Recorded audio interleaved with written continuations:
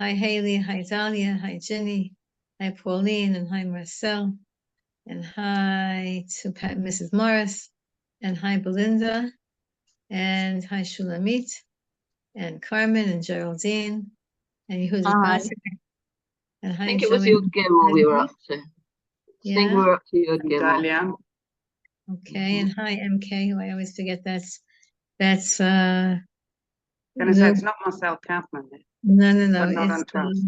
Well, you've got another MK, Marcel. Yeah, it's what's her name? His mother. Thank you for sending that. I just got your contact info. Okay. Rebbetzin Silber. I'll turn my camera on once my tichel's on. Okay. It's okay. Okay. Can I just ask if we can learn, please? The Ilu Nishmas yesterday was the yahrzeit of my dear friend Zivet, and it's Zivet Bat Yitzchak. Oh gosh, Yitzchak Zion HaKohen. Zivet Bat Yitzchak Zion HaKohen, Leben Aliyah Neshamas. And Lahavdil, we can also just learn. We're waiting for results for my great niece, who's 2 years and 4 months waiting to have a biopsy result of a tumor on the spine, and that we should just have a refuah shalema by Yala, Miriam, Bat Sarah, and really for all of Klal Yisrael, everybody included. Rebbetzin Silber, can I just say I missed you very much over the summer. So I'm really happy to be back. Thank you for saying that, sweetie. I miss you guys very much also. It was too long. Yes, it was so good to be back. So good to be back. Thank you so much for saying that. I wanted to say it to you. Yeah. I don't know how it happened that we had such a long break. I don't remember last time we spoke. We didn't. It was a very long break. I take responsibility. You needed also a break. But no, really, because the way Tisha B'Av came out and the way the English calendar came out, and so it's good to get back to our Thursday Tehillim. And this coming year, even all our Chagim after this we will be literally all the Chagim. There's all the weeks are clear. Shabbos, Sundays, and so right. Purim's a Sunday. So Emir Hashem. I didn't even look so far to Purim. Purim is a Sunday? Purim's a Sunday, like Ba'omer is a Sunday. Wow. So for Chutz La'aretz, well, we're all going to be in Eretz Yisrael anyway, but for Chutz La'aretz, it makes it very positive for programming and reaching people. Okay. We want Mashiach's holiday. We really would like. Hi, Emma. Didn't see you in a long time since I was there. We want Mashiach's holiday already. Somebody asked me when I'm coming back to the UK, and I said I really enjoyed it, and I'll come back. But then I said, I really want you guys coming here, and we need Mashiach now. Really, really, we need Mashiach now. Every single day, more and more revelations about more and more dishonesty in the world, to the point where everyone's eyebrows are so high up in their face, like nobody could imagine that things could get even worse.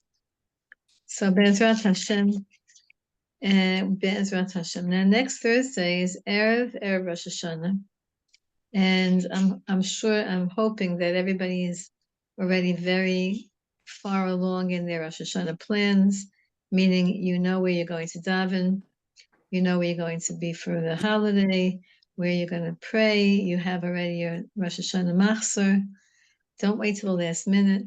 Here in Eretz Yisrael, as you all know, because so many of you have been here, so our holidays are first felt in the supermarkets. So Osher Ad, which is the biggest promoter of Jewish holidays, they already sold out almost their whole section of Machzorim. The Machzor is the special siddur that we use for Rosh Hashanah and Yom Kippur. Just 1 second. I have to I forgot to send it to the Manchester ladies. 1 second. Yesterday they contacted me. Just 1 more second. Okay. Okay. So you have to get your machzor ready, and you have to start reading the machzor and preparing for how to pray on Rosh Hashanah. Even though we've done this before, but we want every year to do it a little bit better. And there's always what to read in the machzor to prepare for, and to figure out, where you're going to pray, where you're going to eat, who you're going to invite, all of that whole thing. I'm sure you've all done that. So, Be'ezrat Hashem. So we're in Tzaddik Dalet. The reason I chose chapter 94, the reason I chose Tzaddik Dalet is because it talks about really integrating the idea that Hashem is running this world, and it's not being run with politicians and with kings and with armies and with money. Somebody's not muted, so please, whoever's in charge, mute everybody. So why are we saying that? Because when Hashem created the world in such a way where we have free choice. And that free choice is God's gift to humanity. And it's the biggest problem that we have. Why are we saying the biggest problem? Of course, it's the biggest gift that we have, because with free choice, when we have free choice, then we can also get reward. Without free choice, we don't have reward. Nobody's going to give you a reward for right now. I don't know, not going to your parliament and making a law or whatever, because that's not in your free choice. You have no choices about going into a restricted area. But people will give you free choice, but Hashem gives us free choice to choose what we'll eat, how we'll eat, what we'll say, what we will think. And so I always like to give you schoolotes, even though I'm not a big schooler person. But in the month of Elul, in the month of Tishrei, these Hebrew months, we increase our behavior of those kinds of actions that have with them a resulting reaction that is spiritually beneficial. That's called a segula. And so one of the schoolot that is revealed by our tzaddikim is that, and this is a hard one, but I'll tell you anyway, 4 times a day, it could be scattered throughout the day, or it could be, one after the other. 4 times a day, read the prayer, the very short prayer at the beginning of the Shema, where we absolutely and totally forgive every human being in the past or in the present for hurting us, whether it's financial hurt, whether it's emotional hurt, whether it's physically having hurt us. Hareini mochel, Ribono shel olam, hareini mochel, Master of the world, hareini mochel lechol mi shehichis v'hiknid oti. I want to forgive absolutely anyone who did any harm to me. So that prayer, which you can find in the beginning of the Kriya Shema Al Hamita, the nighttime Shema, and if you don't have that prayer, I can send it to you. I only have the Hebrew. 4 times a day, from now until, I don't know, maybe Sukkot. It cleans you out of all of the remnant of negativity that you might have vis-a-vis other people in your life. Because as we know, the Gemara says that nothing happens to us without a reason. And the reason is always midah keneged midah, measure for measure, but not necessarily from our memory from this lifetime. So, for example, we have many, many stories of people who came down to this world and they had suffering and they didn't understand why. And they went to the rabbi who said to them, in a previous life, you stole such and such amount of money from that person. So you came back and that person also came back and now he stole from you and now you're even. So by forgiving everyone, and then in that same prayer, we ask Hashem to inspire everyone else to forgive us. By being in the mode of forgiveness, we clean ourselves, we prepare ourselves for Rosh Hashanah, we prepare ourselves to crown Hashem as the king, which means to accept upon ourselves Hashem's sovereignty, Hashem's laws, Hashem's rules, etc. We accept that upon ourselves. And we do that best if we can be as clean as possible spiritually. And so it's a good thing to do. Say 4 times a day. It won't take you long. Maybe it'll take you 4 minutes. Try it and see if this Rosh Hashanah is any different than last. And see if this upcoming year is any different than last. And see if while you're saying that prayer, different thoughts pop into your head. You know that Moshe Rabbeinu and his wife Tzipporah. So we know that Tzipporah is given definitely a secondary position vis-a-vis her husband. Moshe Rabbeinu was the greatest of the greatest. And we don't really know too much about Tzipporah at all. A few things we know. But we know that there's an opinion that says that she actually didn't even make it to Matan Torah, that her father Yisro brought them either right before the receiving of the Torah or right after the receiving of the Torah, but she did not experience the first Pesach in Egypt. She did not experience the splitting of the Red Sea. And she was married to Moshe. Like, how did that work? And it's not like she had babies to take care of. Her sons she had 2 sons. And okay, they were young, but it's not like she couldn't be in Mitzrayim and participate with everybody else. She could have gone to her in-laws' house. It would have helped her. Anyway, it tells us, the Ari HaKadosh tells us that Moshe Rabbeinu and Tzipporah came back again as a couple, and they were the prophet Devorah and her husband Barak, or Lapidot.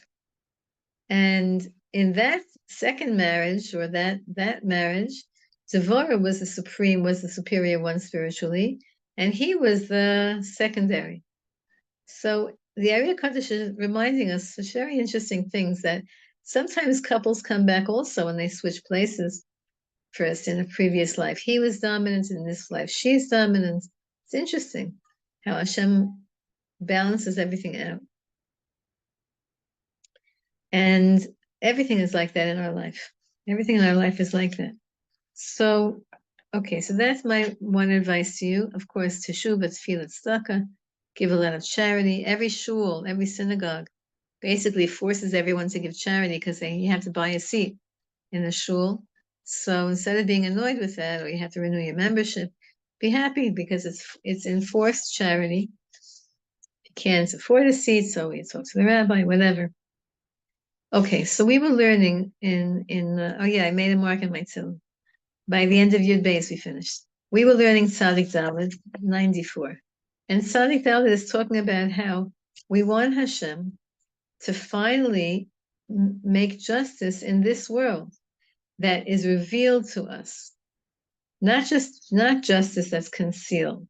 For example, the justice that I just told you about, that Moshe Rabbeinu and Tzipporah came back as a couple, and it was Devorah and Barak, and they switched predominances.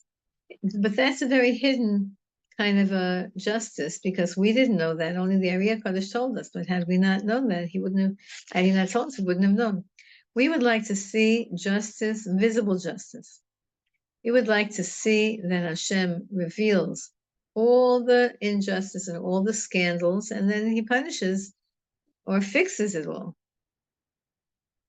So that's just a little bit of a review, that the evil people, we ask Hashem, how long are the wicked people going to be strong? They're taking advantage of widows and orphans, and they say Hashem doesn't pay attention, Hashem doesn't understand. And so we're asking Hashem, please, could you please, do some justice here? Okay, so we're up to Yud Gimel. Okay, so let's just do Yud Beis for one more second. Ashrei Hager Asher Tziyasrenu Ka How fortunate is a person that Hashem is teaching him how to fix himself, or teaching her how to fix herself, by disciplining us and by giving us difficulty. What does that mean? It means you're lucky if as soon as you say Lashon Hara, you bite your tongue. That's like a real quickie. Hashem says, I'm disappointed in you. You said something inappropriate. You lied. You were nasty, whatever it is. And then, you bit your tongue, or, you broke a tooth, anything with the mouth, right? You're lucky, because Hashem just mamish talks straight to you. It doesn't always happen like that, but if it happens like that, Ashrei Hagever, how lucky, fortunate is the person that Hashem chastises, Hashem disciplines him, because Hashem is trying to show you something. You are allowed to try to analyze, why are things happening. Now, don't think that you can figure everything out. You cannot. But if you're OCD, you're not supposed to dwell too much, because it will bring you into an unhealthy place. But you're allowed to wonder. I wonder why. And if, for example, a person has financial difficulties and worries, they're supposed to say, maybe I didn't give enough charity, and whatever. So you can try your best. Okay, now we're in Pasuk Gimel, and we're saying like this. Hashem is going to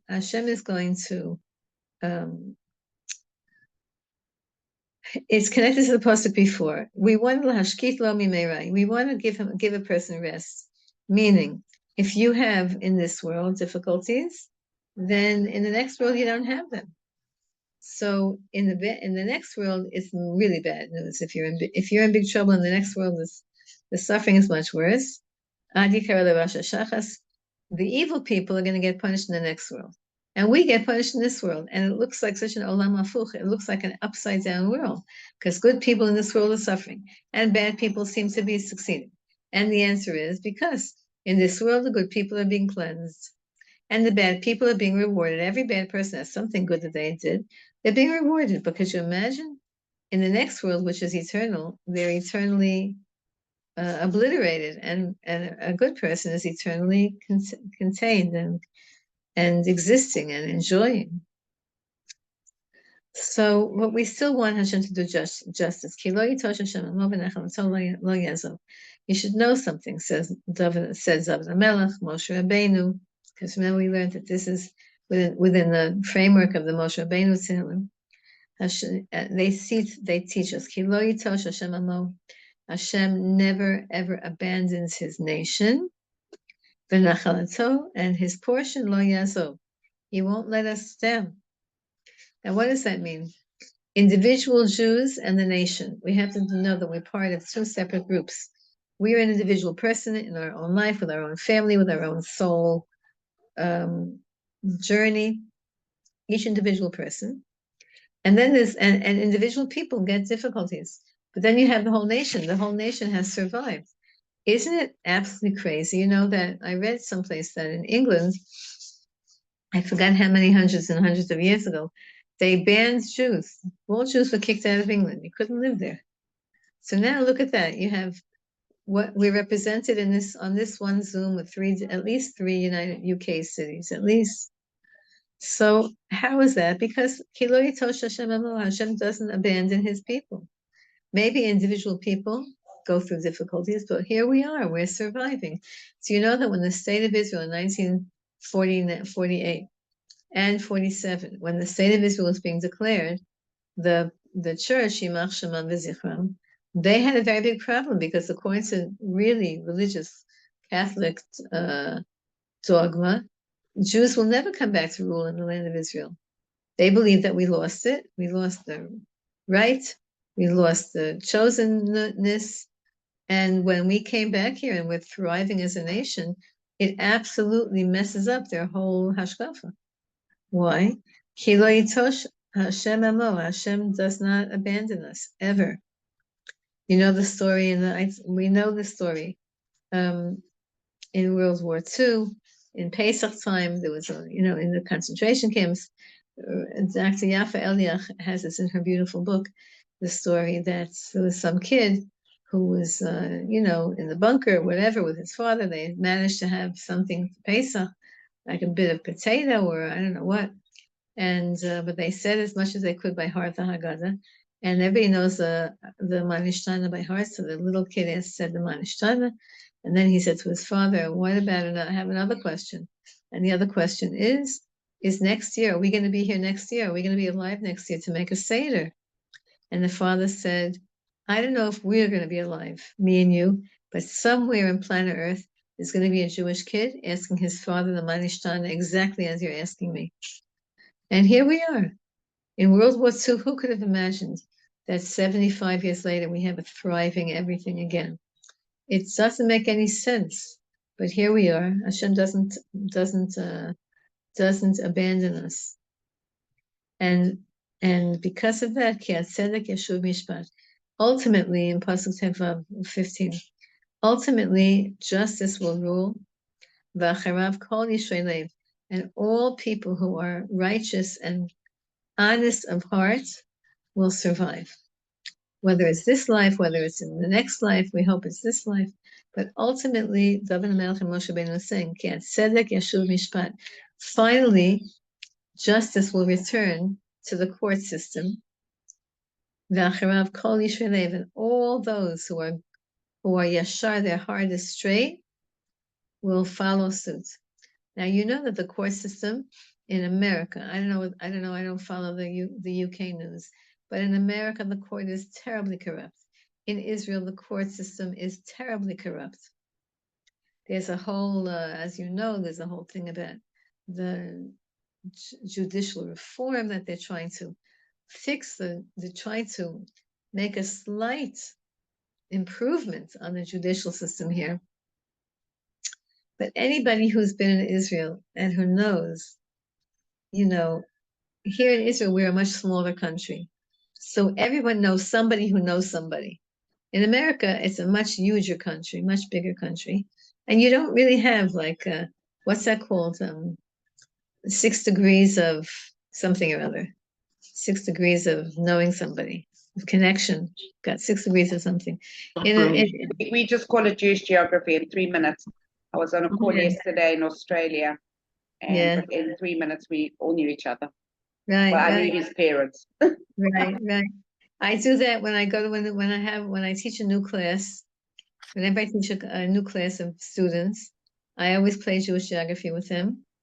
And also, within a few minutes, everyone knows everyone in the whole class. Even this one's from Australia, this one's from South Africa, this one's from America, this is from Hungary, this is from Germany. It happens.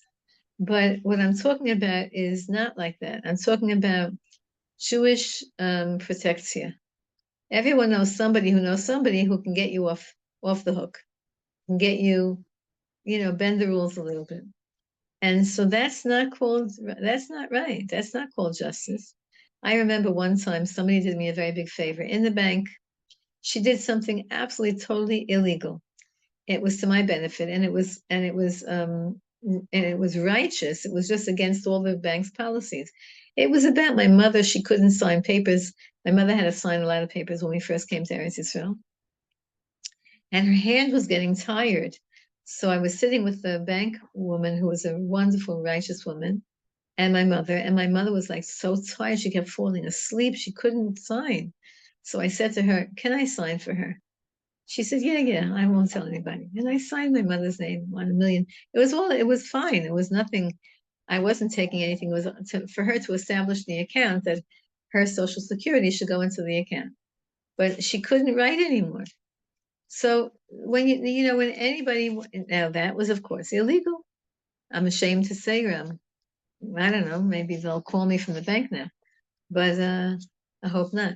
But here in Israel, because the judicial system is set up in a very secular way, based on a combination of the British judicial system and the Russian judicial system and the corrupt American judicial. It's not a Bezdin, it's not a court of Jewish law, it's a court of Israeli law, and Israelis don't have laws really. So They're trying to figure out, like, what are the laws? What are the basic laws? And can we make basic laws? And can we break basic laws? And it's all corrupt. So this pasuk is so meaningful to me. Ki ad tzedek yashu mishpat. Because the mishpat, the courts of the mishpatim, are going to revert back to righteousness. That's when Mashiach is coming. That's why we're learning this pasuk. That's why we're learning this parak, because we want to arouse this consciousness. You know that a friend of mine is teaching in a very, here in Israel. She's teaching in a town, in an Israeli town, that has a very, very small, it's all Jewish people, but it has very small religious population. And it's her first year teaching, and she called me, and it's her first year teaching in that school. And she called me, she was shocked. She has a kid in her class, a little boy who's 13 years old. And she asked him about his family. Turns out he lives only with a mother. And so she said something about his father, and the little boy of age 13 said he'd never had a father. His father was a sperm donor. I never heard such a story in my life. That the kid said, he knows that his father was not a person, rather his father donated sperm. No one knows who anyone is. And his mother, who was never married but wanted a child, just took that sperm. I don't exactly know how it works here. And that's his father, some unknown sperm donor. So the teacher asked him, is your mother Jewish? And the little boy said, I don't know. He didn't even know his mother's Jewish. So she said, are your grandmother's parents Jewish? He said, I don't know.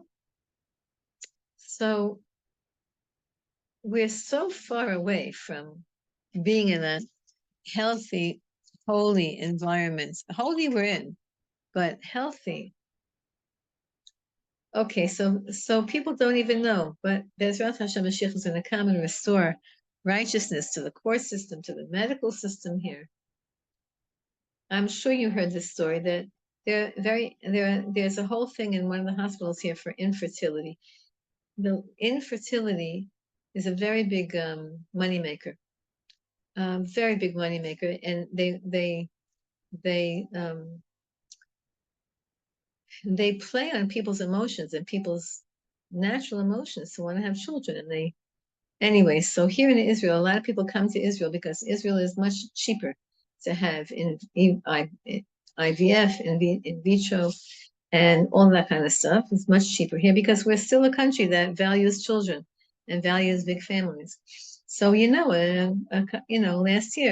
past year, in one of the hospitals that does all the IVF, they mixed up all the test tubes, and they impregnated a woman with somebody else's, some other man's sperm, or they impregnated her with somebody else's embryo.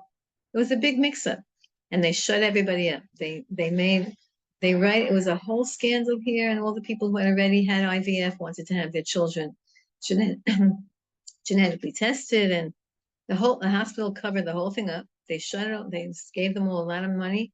They shut them all up. There's so much stuff that's so, I hate to say, but Mashiach is going to come because it's all run not according to Torah. When it's run according to Torah, it's going to be better. Mia kumli imreim. So now, Moshe Rabbeinu says, Moshe Rabbeinu says, after justice will revert, then we're going to say, Mia kumli imreim. Who's going to come with me against all the evil people? Mi yasevli in poalei oven. Who is brave enough to take a stand against all of the people who are evil? Now, we all went through this, and we're going through this now. There are certain things that you're not allowed to say. People who are very much liberals, and I'm not a liberal, meaning, I don't know how to say that, but I'm very pro, pure Torah morality. Anyway, people who are very liberal can and will say anything, the most absurd things. And if you disagree with, you're not allowed to say against them. So there was some senator that he was testifying in some kind of a committee in Congress in America, and he called the gender whole operations. He called it gender, what do you call it? I forgot what he used the word mutilation.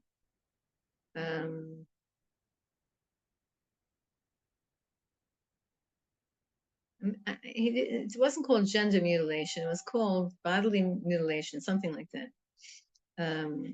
And they called him on it. They said, "What do you mean mutilation?" Mutilation, right, is a very strong word. And he said, "That's what it is. When you're taking a 12-year-old kid and you're ripping out their genitals and you're ripping out their body parts, why isn't that called mutilation?" The kid said he wants it. He's 12 years old. He can't vote. He can't smoke. He can't get married. He doesn't have to pay taxes. You're listening to him that he wants to mutilate his body? Why are you listening to him? One of my students once came, she was a troubled woman, and she came to class with burns all over her arm. And I said to her, I was horrified, and I said, "What happened to you?" She said, "She burned herself." I said, "How'd that happen?" She said she took a cigarette and she put it on her arms. She burned herself literally. So I said, "Why'd you do that?" She said she was feeling very empty and she didn't have any emotion. She was a girl who had been on drugs and she was in a rehab. And I was talking to her in that rehab. And she said she didn't feel, so she wanted to see if she feels. So she burned herself with a cigarette. I thought she burned herself by accident. She said, no, she took a cigarette and she put it on her arms to see if she has any more nerve endings, if she feels anything. So you have a person like that who is so confused and so in pain, and they're going to tell you, you're going to listen to them. Now, she wasn't 12 years old. She was 20-something years old. But if a kid is 12 and says they're upset and they want to become a girl today, and why are you doing that? How could you do that to people? But because he said the word mutilation, they screamed at him. That's, you're not allowed to use that word. You're insulting people. So, mi yakum li, who's going to stand up with me against the evil people? Mi yasyatzevli, this is Parshas Nitzavim. Here's the same word. Who's going to be firm with me? Not firm. Who's going to be strong and stand up to all of those sinners? Who will stand up against the people who are stealing and maiming and murdering? Who's going to stand up against them? You know how it was during Corona. Anybody who had an opinion that wasn't mainstream had to keep their mouth shut. You all know that. And it was anybody who had, normally you're allowed to express an opinion. I remember when I was in high school, we had a debating club. You debate. You put facts. The other team tries to uproot your facts. Then they put facts and you try to see if their facts are accurate. Now you're not allowed to open your mouth. So who's going to stand up with me? This is a rhetorical question. But Moshe Rabbeinu said this during the Chet HaEgel. He said, Mi Lashem Elai. Who is loyal to God? Stay with me. The Maccabim said the same exact thing. Mi Lashem. Who's on God's side? Eli, stay with me. Be with me. Be on my side. Take a stand. Don't keep your mouth shut. Now, that's very politically incorrect. Now, politically, you're supposed to keep your mouth shut. No, that's not what David Amel says, Moshe Rabbeinu. Who will stand up with me? Who will rise up against the evildoers? And now, listen to this. He explains that right away, when you decide to take a stand, when you decide to make your opinion known, instead of being PC, instead of being quiet, instead of being docile. So what happens? Lulei Hashem, Ezra Sali, if Hashem hadn't come to my aid, Kimat Shachna Duma Nafshi, I would be silent in the grave. Hashem, I took a stand, says Moshe Rabbeinu, and says David HaMelech, I took a stand against evildoers, and they were ready to kill me. And had Hashem not stood up next to me, they would have killed me. I would have been quiet in my grave right now. So isn't it funny? Shlomo Melech says, there's nothing new under the sun. Ein chadash tachat hashemesh. There's nothing new under the sun. And Moshe Rabbeinu and David HaMelech are saying this from thousands of years ago, and we're saying the same thing. That you can't say something without being afraid that you're going to tread on someone's toes And so what if you say a different opinion? Why are people so weak that they cannot tolerate somebody else having a difference of opinion? It's an interesting thing to think about.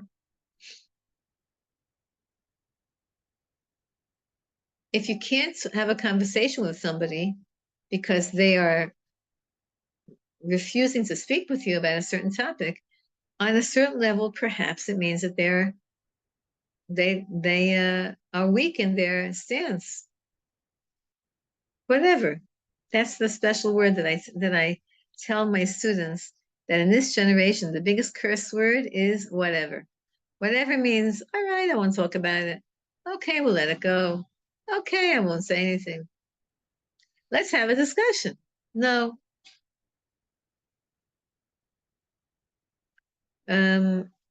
What does she call them? Intolerables? What does she call them? In Clinton, Yimach Shema. What does she call them? What does she call anybody who opposes her? I forgot. Abominable. What does she say? I forgot what word she used. Stupid. It was basically the idea of stupid. And that's why nowadays in Israel and in America, it's the exact same philosophy. The idea is people are not smart enough to make their own decisions. Therefore, we have to make the decision for them. That's what's going on in the Supreme Court in Israel. That's what's going on in America. You're not smart enough to make your own decision. You have to, not imbecile, but something else, deplorable. That's what she said, deplorable. That's what she said. The people who were pro-Trump in those days were deplorable. What kind of an insult to 93 million Americans? Anyway, that's the idea in America. You can't make a decision. You're not smart enough. I'll make the decision for you. And you can't imagine another 93 million people in America agree with that. They'll say, I don't have all the medical information. I can't make a decision. I'm going to trust somebody else to make a decision. I don't have all the legal information. I don't have all the whatever. So that idea that you don't know enough, you're not smart enough to make a decision, listen, in halacha, that's true, but not in life. In life, don't let someone make decisions for you. You have to listen to them, listen to all the different sides, right? You take a few different opinions.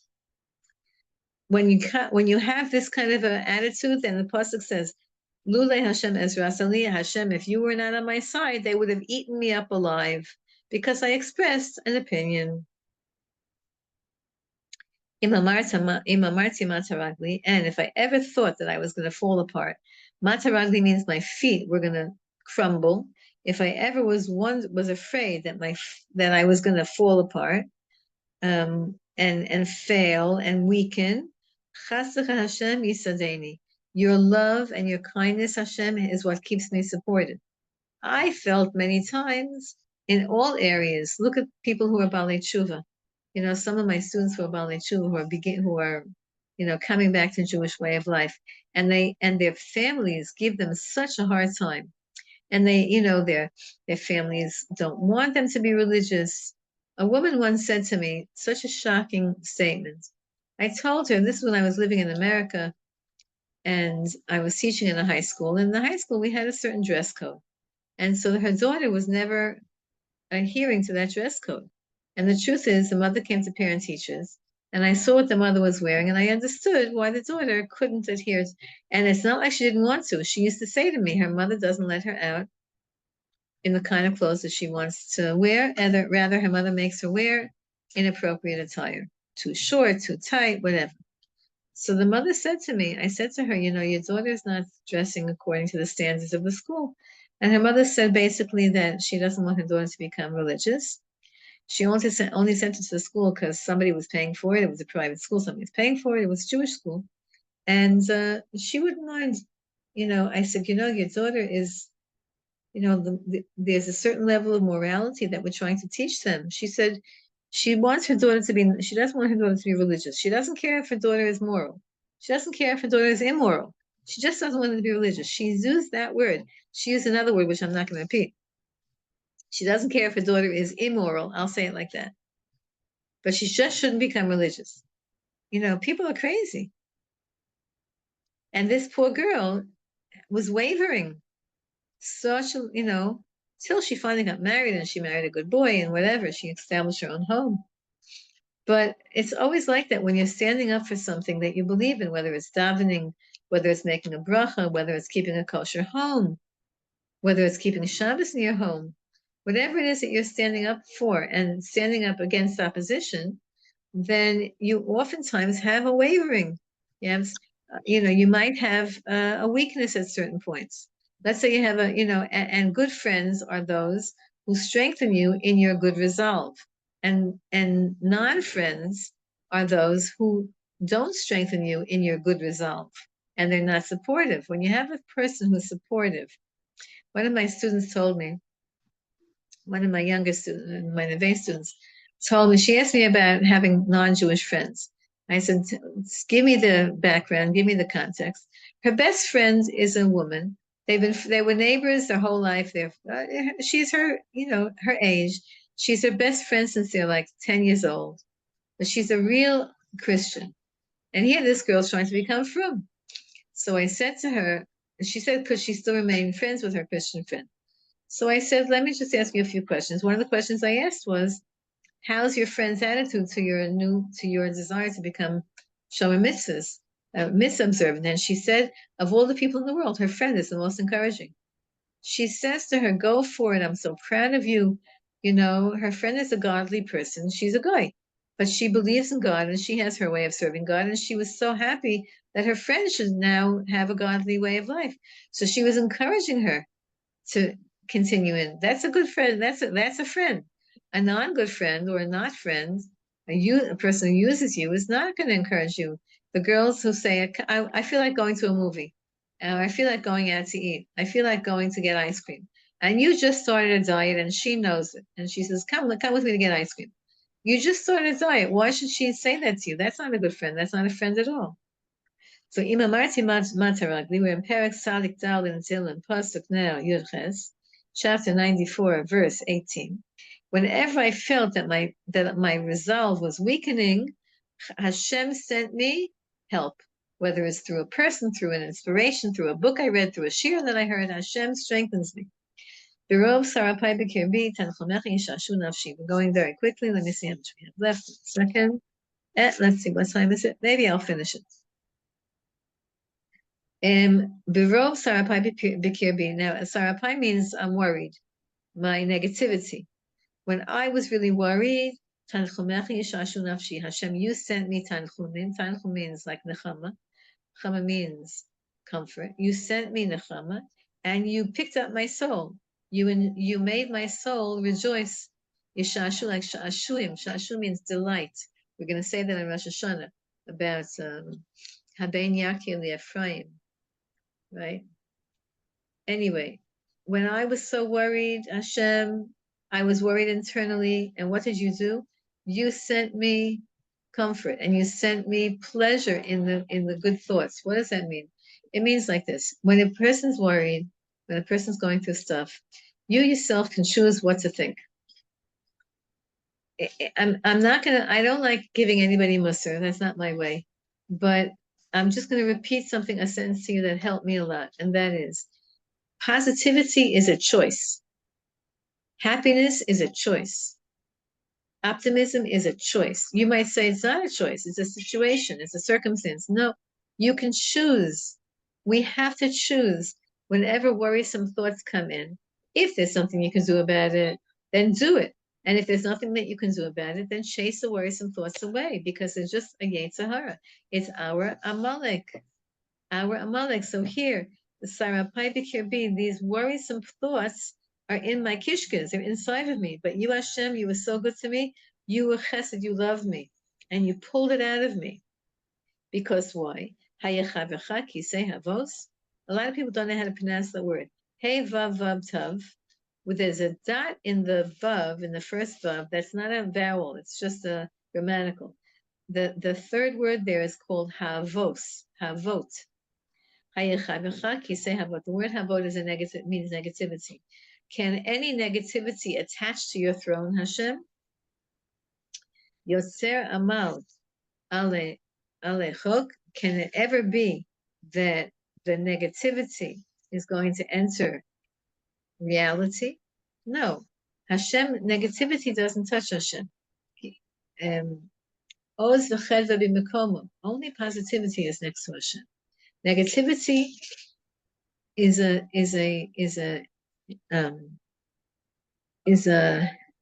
invention of the Yetzer Hara. And again, the Yetzer Hara is an angel, and it's okay. Hashem made it. Hashem wants us to overcome it. But whenever we have negative thoughts, do anything that you can, including calling a friend, whatever works for you, to get rid of the negative thoughts. You don't want to stay in negativity. You do not want to stay in depression and pessimism. And I'm not talking about clinical depression, even though I'm going to tell you something, ladies. I'm not a psychiatrist and I don't know blood levels and stuff like that. I know, let's say, when a woman has postpartum, when a woman gets her period and her hormones are off, so her moods are off. So we could say that that's a biological kind of a mood. When a person has a shock to their system, if somebody passes away, if somebody was in a dangerous situation, if somebody had a financial shock, whatever, then the shock to the system can actually affect also the emotions in terms of chemicals, in terms of hormones, in terms of whatever enzymes in the brain. When those kinds of things happen, we need a special first aid.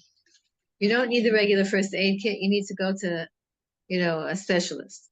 But the regular daily, waking up in a good mood, waking up in an overwhelmed mood, the daily, that's not clinical and that's not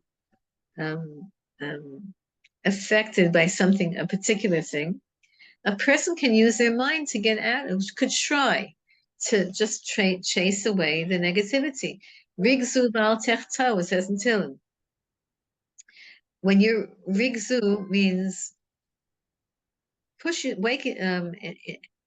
force yourself to think something positive, al techto, and stop and go away from negativity.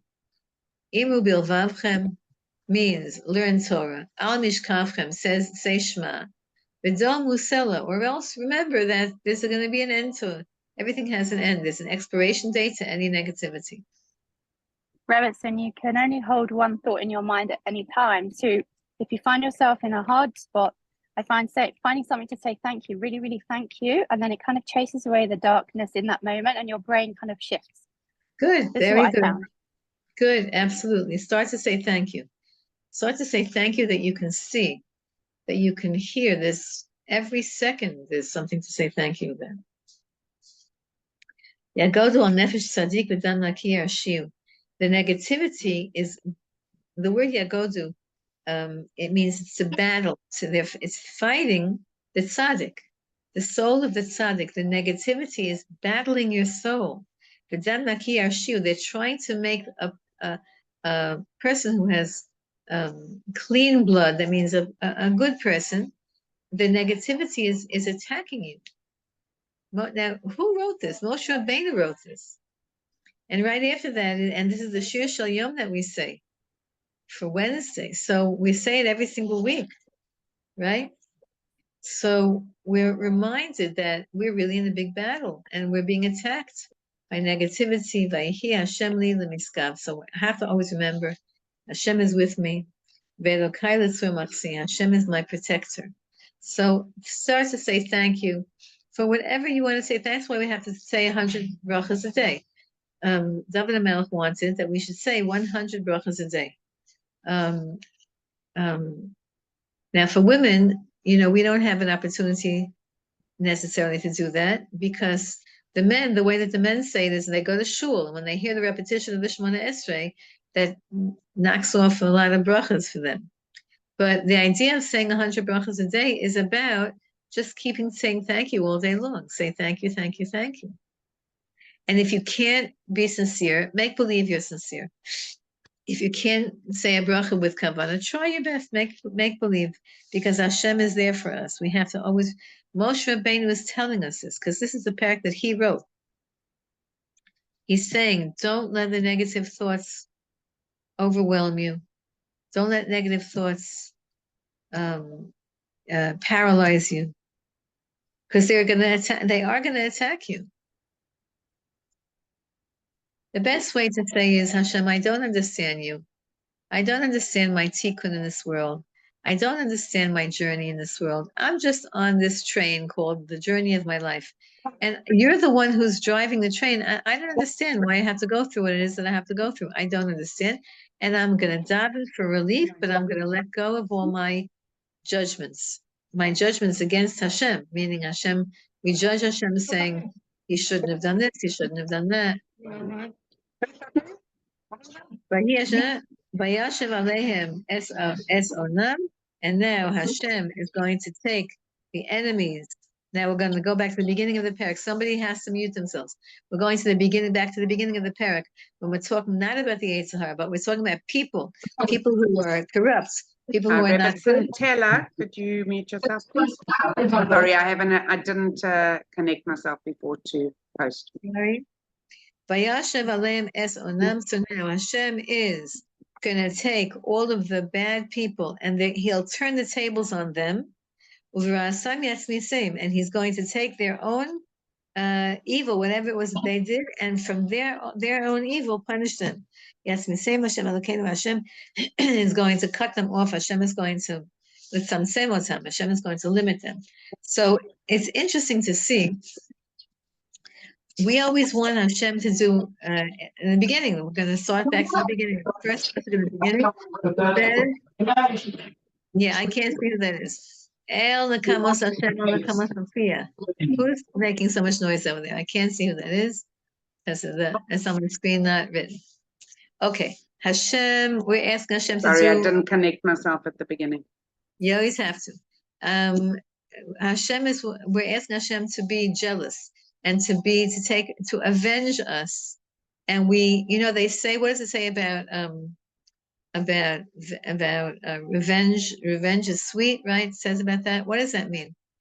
I'm not talking about revenge against your next door neighbor. She built a fence, now you're going to build a fence.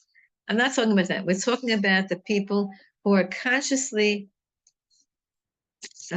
hurting others. People who are consciously hurting others. As we said, the whole parak is talking about the corruption of this world, the corruption of the justice system, the corruption of the governments, the corruption of the powerful people, the corruption of the rich people, because they're the ones who are manipulating everything and making things happen.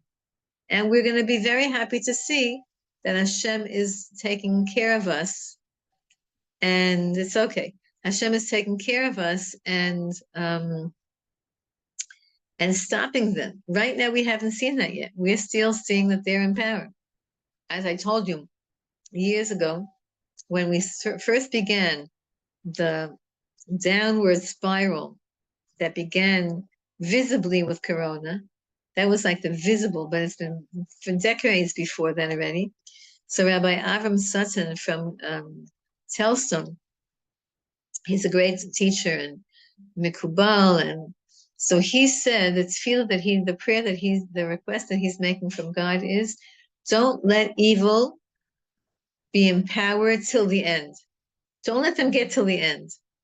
Just stop them before they get to the very, very end. Because in the end, of course, Hashem is going to save us. But we don't want we don't want it to have to go till the very end. That was last week's Haftorah. Be'ita achishena. Right? I'll bring Mashiach either in its time or I'll make it come quicker. So we don't want to schlep till the very, very end. We want it to be not till the very end. And we want to see justice in this world. So now when we say this parak of Tehillim, we have to align ourselves with Moshe Rabbeinu. We have to align ourselves with, and it's the Shir Shayom for today. We have to align ourselves with David HaMelech. And that's why, by the way, in the Shir Shayom, we add the next few psukim from the next parak, L'chu Niran al Hashem, because we're already on Wednesday getting ready for Shabbos. And L'chu Niran al Hashem, the next parak, is the first of the parakim of Tehillim that we say when we in Kabbalat Shabbat, and when we're receiving the Shabbos. So Wednesday always begins. Tuesday is still connected to the Shabbos before. That means in halacha you can do Havdalah till Tuesday if you forgot. And Wednesday already, meaning Tuesday night already, and Wednesday we begin to prepare for the upcoming Shabbos. Moshe, we have to align ourselves with Moshe Rabbeinu and David HaMelech. We have to say to Hashem, it's not just an ego thing. We cannot tolerate the injustice that the evil people are doing in this world, and we want Hashem to step in and to fix everything. And you know what? If you read all of the subsequent Tehillims until 100, the next 5 Tehillims, 6 Tehillims, it's all talking about justice in the world, and that when Mashiach comes, there's finally going to be justice in the world. So when we read these Tehillims, we also have to think to ourselves, am I being fair? Am I being fair in my own life? Because I'm asking Hashem to make sure that all of those who are in positions of power, but who are corrupt, should be, their power should be taken away from them. So we have to think to ourselves, what is my position of power in my family, in my job, in my neighborhood, whatever, and ask, am I being righteous in my dealings with the people who I'm in charge of, or who I have power over? Am I being righteous? Am I being generous and honest and etc.? And how am I doing? Because when I criticize somebody else's, that the very big teaching of the Baal Shem Kadosh is, as soon as we criticize another person, even in our minds, chas v'sholom, we shouldn't criticize, we shouldn't critique, we shouldn't judge. Because the second we judge somebody else, Hashem opens up the books on us and says, oh, she's judging about that person's modesty. Let's see how modest she is. Modesty is a very gigantic topic. It's not just like inches on your clothing. Or if a person's, whenever we judge somebody else, chas v'sholom, it opens up a judgment on ourselves. So stay far away from judging. And if you, by accident, have a thought of judgmental, say right away, I take the thought back. I don't want to judge. Only Hashem, only you're the judge. And I'm looking favorably at every single person. Okay, next Wednesday, Be'ez Hashem, we'll have a class preparing for Rosh Hashanah. The following Wednesday, we'll have a class preparing for Yom Kippur. And the following Wednesday is going to be Sukkot already. How amazing is that? I love it that goes like that. Maybe, we'll see if I give a class from my sukkah. Maybe. I remember doing it. I love doing that. We'll see what your schedule is, my schedule is. But the next 2 weeks, Be'ezrat Hashem, will be preparing next week for Rosh Hashanah, Be'ezrat Hashem, and the week after for Yom Kippur, Be'ezrat Hashem. Ezrat Hashem, and we should all be in Eretz Yisrael for Sukkot, at least. Rebbetzin, do you mean next Thursday? The next Thursday is not the next Wednesday. Thursday, right. Sorry, thank you. Thursday. You changed it. No, sorry, thank you, Dahlia. Thank you, Dahlia. Sorry, my head was on Wednesday because we just did the Shir Shal Yom for Wednesday, and I forgot today is Thursday. Yes, today is Thursday. Okay, got to get into Thursday mode. Thank you, Rebbetzin Dov. Thank you, Dahlia. Thank you, everyone. Thank you, Geraldine. Wait, don't get off yet. Let me say thank you to everybody. Thank you, Naomi, for coming, and thank you, Belinda, and thank you, Carmen, and thank you, Devorah Hinda, and thank you, Ginny, thank you, Golda, and thank you, Haley, and thank you, Golda, the second Golda, Juliet Golda, and thank you, Marcel. Thank you, Naomi, again. Thank you, Mrs. Morris. Thank you, Pauline, and thank you, RT. I forgot who RT is. And thank you, Sharon. Thank you also for all the nice emails. And thank you, Shella, and thank you, Shulamit. And thank you, Yehuda Batia. So many of you are on my list of Thank you very much. Ezrat Hashem. Oh, 1 second. Where'd you go? Did I just knock you all off? No. Okay, girls, ladies. Just that to tell everybody that the Shir Shel Yom is at the end of Shacharit. You'll find it so that you can see which is each day's Shir Shel Yom is at the end of Shacharit. If you have a hard time calling it, just private message me and I'll send it to you. Yay. Isn't it good to get back into learning? We need to, Baruch Hashem, we're back in learning. Baruch Hashem. Thank you very much and wishing everybody a beautiful Shabbos. Good Shabbos, everybody. Thank you. Good Shabbos. Thank you very much. Anybody who's coming to Eretz Yisrael, let me know. You can come to my house. We can do the Shir in my house. When you're coming here, Be'ezrat Hashem. Shabbos, good Shabbos, good Shabbos. Good Shabbos, everybody.